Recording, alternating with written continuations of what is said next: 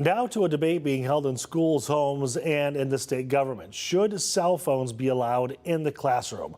Earlier this year, Governor Whitmer called for a new state law to limit the use, but the state legislature could not agree on a policy. Here's a live look over at U of M, where it's quite foggy on this Monday morning. Researchers there are about to start to study the impact cell phones can have on the classroom. To tell us about that study, we're joined by researcher Brian Jacob. He is a professor of education policy and economics over at U of M's Ford School of Public Policy. Brian, thank you so much for joining us. Obviously, we know why the study is happening, but what kind of things are you hoping you can learn from it? Well, I think we're hoping to learn both about the implementation of cell phone restrictions in Michigan schools, as well as their impact on student outcomes. Okay, so how do you, I know the study starts, I believe, next month. How do you study that? Well, that's a good question. I think we're going to use a few different approaches. First, we're going to be doing some surveys of teachers and school district superintendents across the state.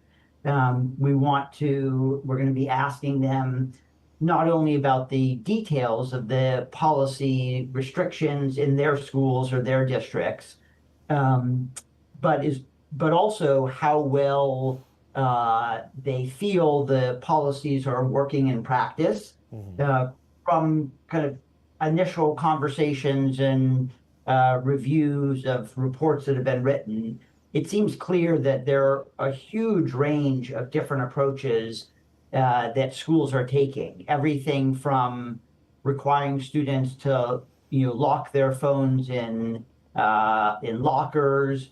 There are these pouches, lockable pouches that some schools use, and on the other hand, some schools are just telling their students to keep their phones away and relying on teachers to kind of enforce that in the classroom.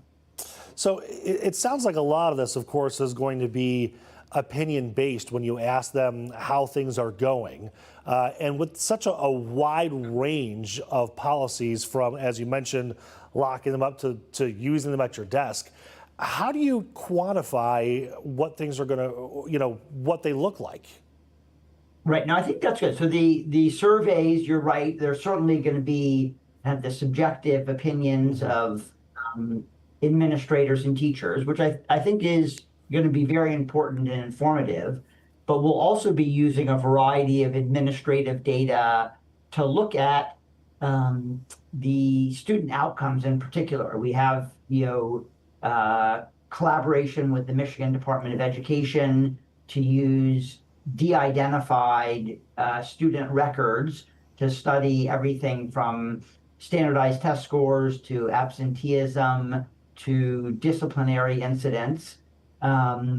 We are also going to be utilizing some data on reported like kind of criminal incidents that take place in and around school buildings, because one of the concerns about the use of cell phones in schools is that through kind of social media and kind of posting pictures of fights and things like that, that cell phones have been kind of exacerbating school-based or community-based violence. And so part of our grant is to look at impacts on those outcomes.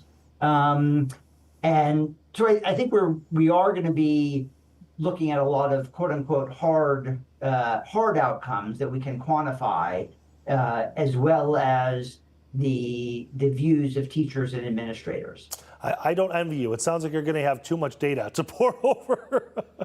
Oh, well, for someone like me, you can never have too much data. There's not a thing, right? I am curious, right. One of the counterpoints to not allowing cell phones in classrooms from the parent's perspective has recently been having my child allowed to have a cell phone lets me get in touch with them, or if there is, heavens forbid, an emergency or an active threat, then they can go on the apps, they can call me, they can call 911. Is that going to be a part of your study? Well, I think that we're hoping some of those concerns, and to the extent that those issues arise, will come to light when we're talking to some of the teachers and administrators. Um, I think you're right. I mean, that is certainly an issue for some parents, and I can understand that to some extent.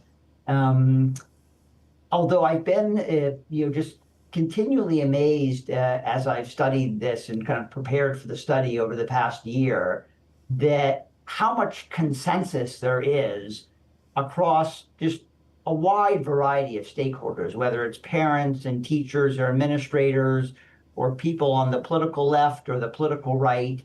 I mean, there seems to be, quite a strong consensus that we really have to do something to restrict, uh, you know, the access of adolescents to digital devices, at least when they're trying to learn in school. Sure, sure.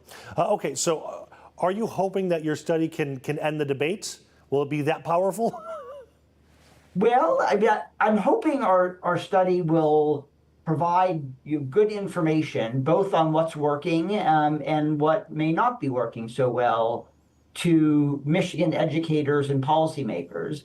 Uh, my my sense with many of kind of big issues like this, there's not one single thing that is going to quote unquote completely solve the problem. I think a lot of the restrictions that districts and schools are putting in place is a step in the right direction. But I anticipate that after people learn more, there'll have to be adjustments that will be made. And we're hoping that our research can inform those adjustments. Sure. At the very least, maybe become a framework for other districts or classrooms or bodies that are looking for some kind of guidance and the right things to do. I know, again, that you're starting the study next month. What's your timeline? Well, it's a 3-year study, but we're certainly hoping to have kind of preliminary results and kind of short reports that are going to be coming out periodically over that period. So I would say by sometime next year, we should have some information that we can kind of provide to the various stakeholders. Yeah, the first 2 pages of a 2,000-page report, I would assume. All right, Professor, thank you so much for your time. And really, I'm looking forward to seeing, what the kind of data you're mining over the next couple of years here, because I think it can inform a lot of people on what the next steps should be, because we're all kind of guessing here. Yeah, no, I agree. I'm excited myself to figure out what we find. All right, sounds good, Professor. Appreciate your time this morning.